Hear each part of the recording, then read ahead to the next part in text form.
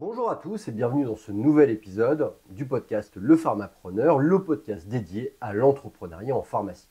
Je suis Arnaud, pharmacien d'officine, et aujourd'hui nous allons aborder un sujet qui touche tous les entrepreneurs et en particulier ceux d'entre nous qui évoluons dans le monde des officines.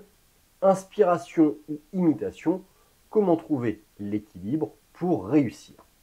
Nous explorerons ensemble comment s'inspirer des autres tout en évitant de tomber dans le piège de l'imitation.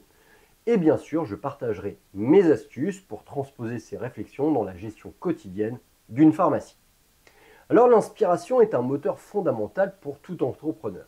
En tant que pharmacien d'officine, il est essentiel d'être à l'écoute de ce qui se passe autour de nous. Nouvelles pratiques de gestion, approches innovantes pour fidéliser des patients ou encore stratégies pour optimiser la gestion des stocks. Nous vivons dans un monde en constante évolution et s'inspirer des bonnes pratiques est vital pour rester compétitif. Mais attention, comme le disait Emerson, l'imitation est un suicide. Pourquoi ? Parce que si l'on se contente de copier ce que font les autres sans y apporter notre propre touche, on finit par perdre son identité et surtout son authenticité en tant qu'entrepreneur. Dans le monde de la pharmacie, chaque officine a sa particularité, son public et ses propres défis. Se contenter de copier un autre modèle de gestion ne fonctionne pas toujours. Prenons un exemple, imaginons que vous gériez une pharmacie dans une petite ville et que vous souhaitiez imiter une grande pharmacie de centre commercial en introduisant des services supplémentaires comme la parapharmacie full. Cela peut être tentant, mais est-ce que cela est vraiment adapté à vos patients, à votre marché local? Est-ce que c'est ce qu'ils attendent? C'est ici qu'il faut faire preuve de discernement. L'inspiration, oui, mais avec un regard critique. L'autre côté de la médaille, c'est l'importance de la création à partir de soi. Être propriétaire d'une pharmacie, c'est avant tout être un entrepreneur. Cela signifie que vous devez non seulement gérer, mais aussi innover, trouver des solutions qui correspondent à vos valeurs, à votre personnalité et à la culture de votre entreprise. Je suis persuadé que chaque pharmacien peut apporter une touche unique à son officine, alors comment y parvenir ? Commencez d'abord par réfléchir à ce que vous, en tant qu'entrepreneur, avez envie d'apporter à votre équipe, à vos patients, à votre communauté locale. Posez-vous les questions suivantes. Qu'est-ce qui me différencie? Quelle est ma vision du service pharmaceutique? Quelles valeurs sont essentielles dans ma pharmacie? Une fois que vous avez ces réponses, il devient plus simple de déterminer les services et les produits que vous souhaitez proposer. Par exemple, peut-être que vous avez un intérêt particulier pour la micronutrition ou les médecines douces, et dans ce cas, pourquoi ne pas développer une offre autour de ces thématiques en étant un précurseur dans votre région? L'innovation en pharmacie peut prendre des formes variées, mais elle doit toujours, je dis bien toujours, partir de vous ou de votre équipe. Une question que l'on me pose souvent, c'est comment trouver l'équilibre entre s'inspirer des autres et rester soi-même.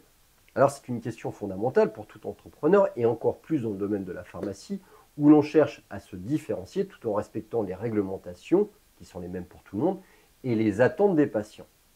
La clé, selon moi, est de modéliser sans copier. Cela signifie que vous pouvez vous inspirer des bonnes pratiques que vous voyez ailleurs, mais il est essentiel de les adapter à votre propre situation. Par exemple, si vous voyez une pharmacie qui excelle dans la gestion des ordonnances électroniques, vous pouvez vous en inspirer, mais en apportant votre propre vision adaptée aux besoins spécifiques de vos patients.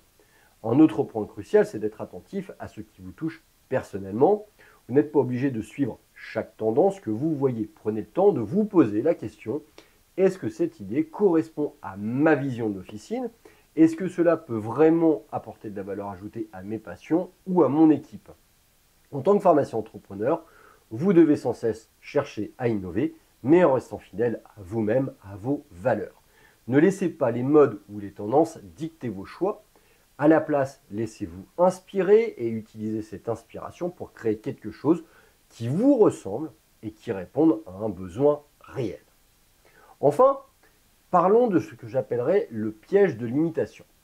Il peut être tentant, surtout lorsqu'on est à la tête d'une officine, de vouloir faire comme tout le monde. On se dit, cette pharmacie, elle marche plutôt bien, parce qu'elle a telle stratégie, alors je vais faire pareil.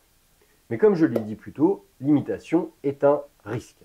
En vous contentant de copier une stratégie qui fonctionne ailleurs, vous risquez de perdre votre authenticité et surtout de ne pas répondre aux attentes spécifiques de vos patients. Prenez l'exemple des pharmacies en zone rurale. Une stratégie basée sur le volume de vente de produits de parapharmacie ne fonctionnera probablement pas aussi bien dans une zone urbaine où le pouvoir d'achat et les attentes des patients sont différents.